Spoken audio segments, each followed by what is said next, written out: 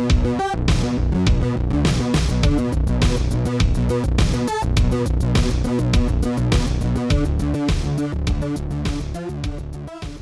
is my pleasure to be talking to Georgina Voss. She's a scholar and an artist, a visiting professor at the Sciences and Technological Studies Department at UCL, and a visiting practitioner at Central St. Martin's. What is unusual about Georgina is her trajectory. You started as a natural scientist, you then migrated to social sciences, and now you're a practicing artist. To what extent do you think this interdisciplinarity helps you engage with complex industrial systems like AI, which seemingly is not something we would immediately associate with an industrial system? Absolutely. So it's been an interesting pathway starting in biochemistry, which has its own very material ways of knowing the world, like a lot of lab work, but that's also combined with highly theoretical thinking that kind of updates every minute, every year. Then moving into anthropology and industrial economics, which are certainly industrial economics can feel much more abstracted. You're dealing with big systems from a pullback. You're often using quite statistical or quantitative methods, which then require an extraction of data to understand it. So it's something which is much more located in modeling and that structural way of knowing the world. And paired with anthropology, which I really enjoyed because it was a little like going back to the wet sciences of you were meeting people, you were doing things, you had material artifacts in front of you.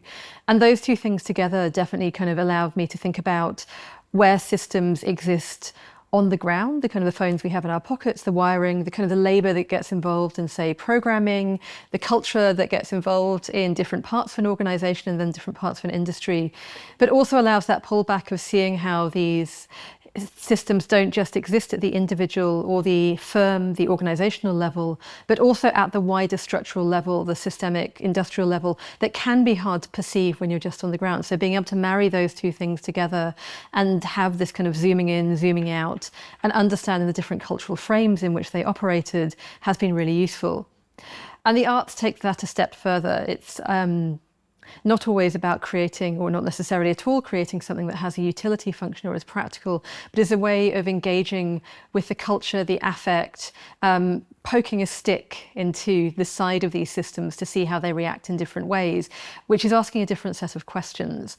And I found that really useful for these kind of industrial systems because very frequently they are seen as something which is highly abstracted and is over there.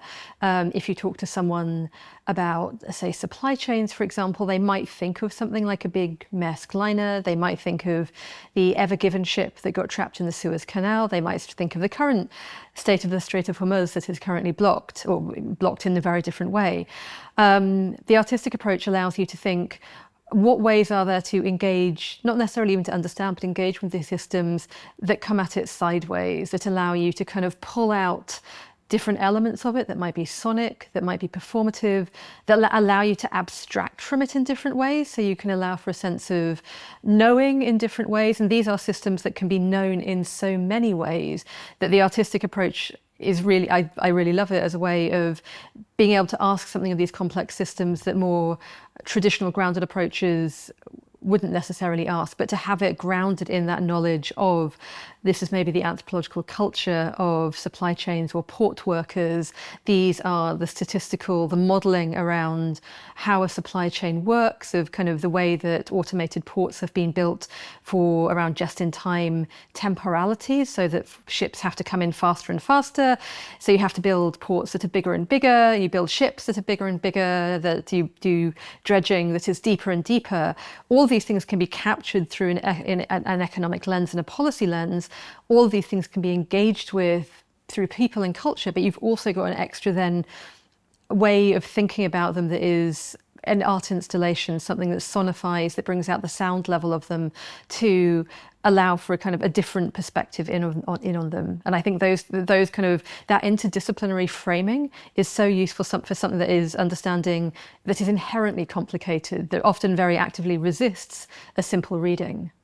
So AI, all big technologies come into the world with a lot of hype behind them. You know, you can go back to Nikola Tesla and kind of the work around electrical systems to try and see which system would win out. AI has come into the world both with an enormous amount of hype behind it to kind of put a kind of a carrying case around it that presents it as a seemingly simple singular thing. It is many technologies instead. And with a vast amount of hype, a kind of a sociology of expectations that encourages or pushes for an engagement with it and a narrative that says this is here, not even this might be here or would you like this, but this is here and this is here now. So an interdisciplinary perspective allows you to kind of pull back the curtain from this hype, to look away and say, actually, the technology might be quite boring. It might be something that's much older.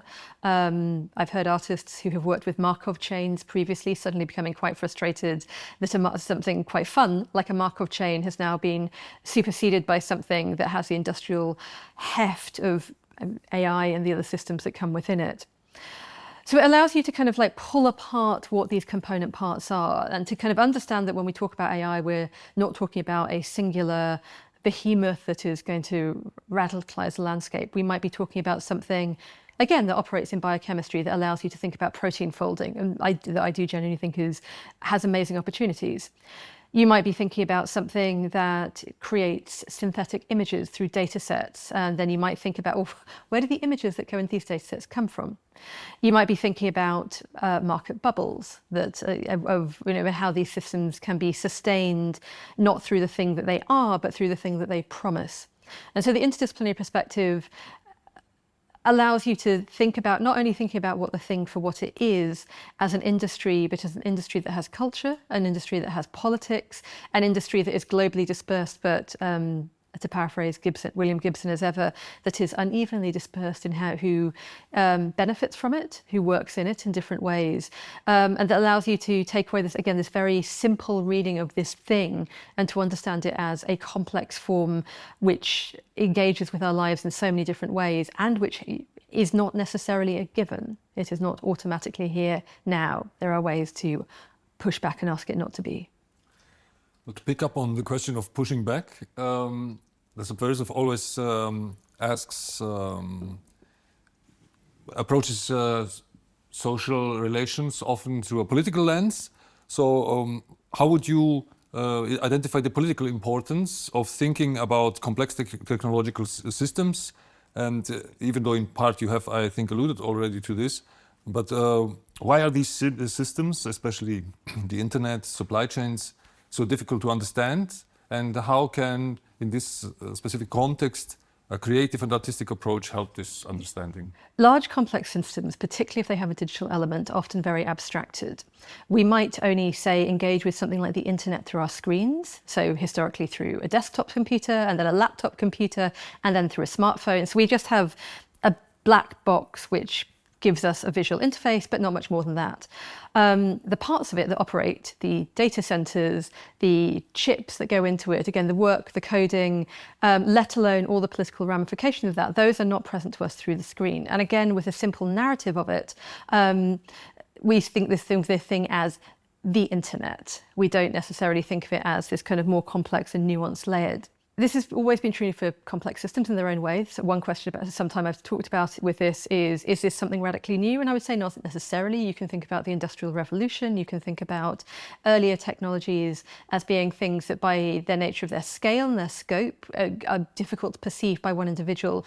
But the lack of apparent materiality by digital systems makes them quite hard to grasp at times, even though there is a very material culture behind it which sustains it all through buildings, through minerals, through electricity, through undersea cables. These things are there. So bringing these things to presence is really important to understand that these things are not magically appearing in the world. They're not like trees. They don't just grow. They are human made, and therefore there is a human intent in their design and their operations. And that might manifest differently, again, through labour conditions, through how people work in them. It might manifest differently in terms of how it ends up in education systems, in schools, how it shapes parts of finance. But an artistic approach can, again, allow you to take this multi-layered approach to it, to say these are all the different moving parts of something that seems to be just something that lives in my phone.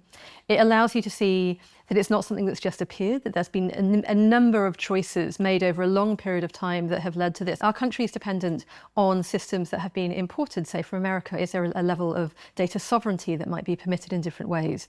Again, these are questions you can answer through the social sciences, but the artistic approach, again, allows you to reframe them slightly differently and also to introduce, I think, that element of surprise, of uncertainty, kind of a more embodied framing that is not always there with something either written or spoken. And it allows you, I think, sometimes to take political risks in what you're doing as well, to kind of step outside and challenge the very framing of these systems through approaches that might seem unlike the very dry, neutral, heroic, nationalistic, way that technologies can be framed, and say, actually, they operate in quite different ways, and they are experienced in different ways through how we live with them, and finding a way to engage with that human experience can be a really interesting way into understanding. All of this sounds very abstract to some extent, but your lecture was quite the opposite. The starting point were AI-generated pictures and memes of cute cats. And what your lecture showed, I believe, is how something so seemingly banal and ubiquitous can be embedded in so many societal, political, and cultural codes.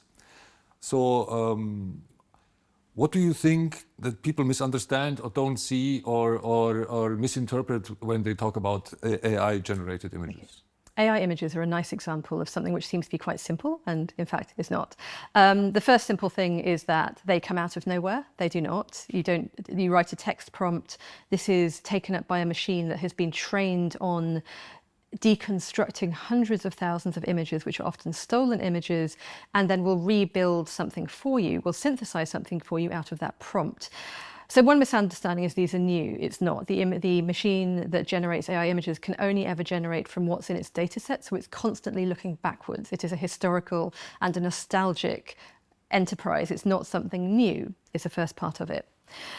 The second part is a question of whether these are photographs at all. I think we think about photographs as something that you would, say, point a camera at, as much as we are in the studio, and we are captured, and then we receive that.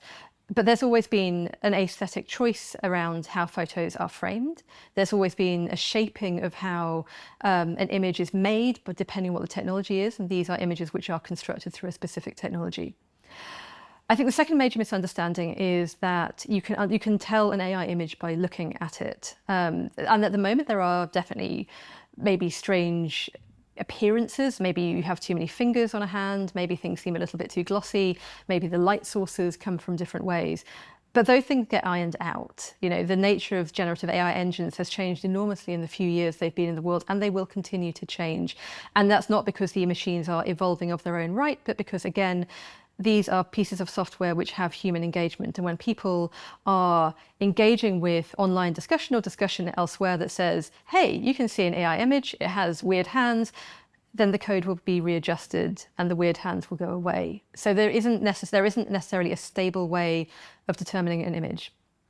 The third misunderstanding, and I think maybe this is the most crucial that I was talking about yesterday, is that these images are meant to only replace images in the world today. They're meant to be read as real.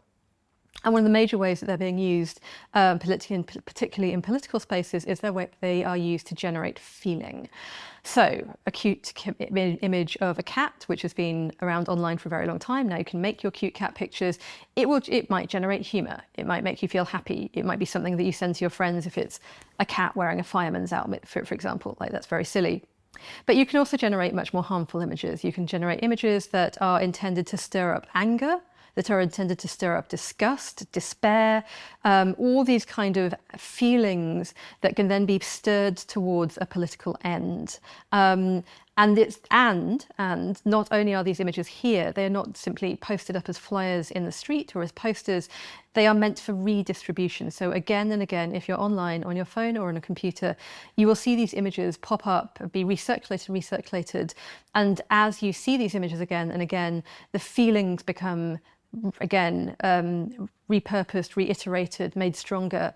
So the aim of these images is not to make the most convincing and realistic image of a kitten that's dressed like a fireman. The aim, when they're put to political ends, is to steer and generate a particular type of feeling that can be put to political ends.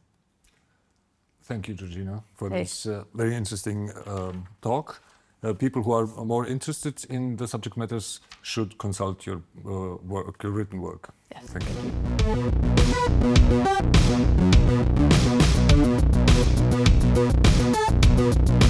you.